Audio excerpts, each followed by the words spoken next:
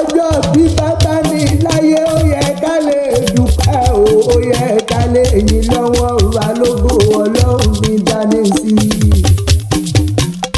Màmá Màdàmú Ọlájùmọ̀ kẹ́kọ̀ọ́ lájùmọ̀ òtúnkù ọdún náà kí sùn nílẹ̀ ìyá gàlà kórìmọ́jọ ọ̀kanjúkú láyé.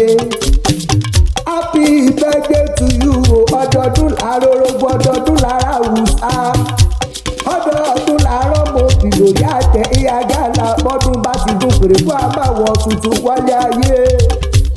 Ọdọọdún ní sákòrú ọdọọdún lè wá wà lálàá.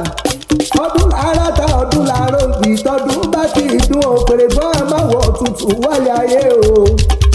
Ó ti sọdún èyí náà kórìmọ́jọ ọ̀sùnkún ọmọ láyé.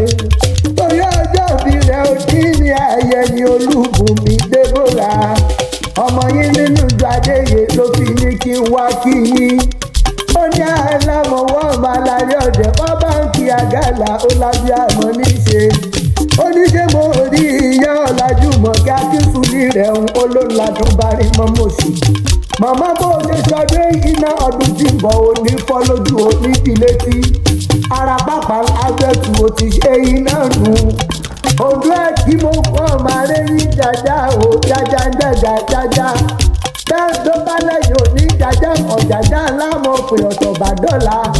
Èjì ń gbé ní ará alágbẹ̀dẹ máa wúkọ́ gbìnrín bí erin bá fọn. Máa gùn fẹ́ gírí jẹ ní òjòkú nírè. Ondo mẹ́la méjì, Ondo méjìlá mẹ́rin, Ondo kan gbọ́dọ̀ jẹ́wé ran. Ẹ sì gbọ́dọ̀ wá gbòǹgbò bẹ̀. Èjì wẹ́wẹ́ kò jẹ́ ilé náà jà sàbẹ́lẹ̀ bàbá rẹ̀ òjò wẹ́wẹ́ jẹ́ ilé náà jà kiri.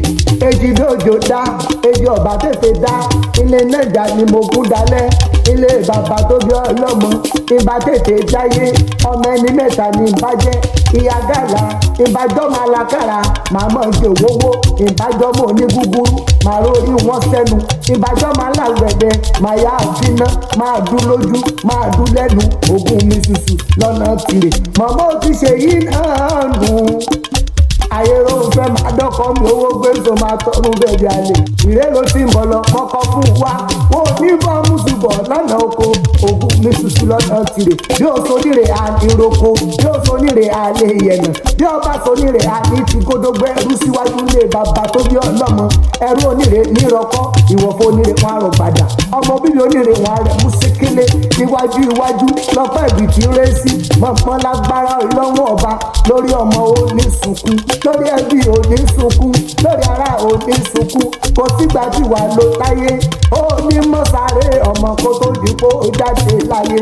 Happy birthday to you o. Màmá wa Màdàmú Ọlájùmọ̀kẹ́ Fọlájùmọ̀ Akínsùnlé rẹ̀ ìyá gàlà lágbára lọ́wọ́ ọba kórìmọ́jọ ọ̀kanjúkú. Olúbùnmi Deborah ọmọ yín níjọ Adéyè ló ní pé kí n wá kí ọ̀pọ̀ ọdún náà.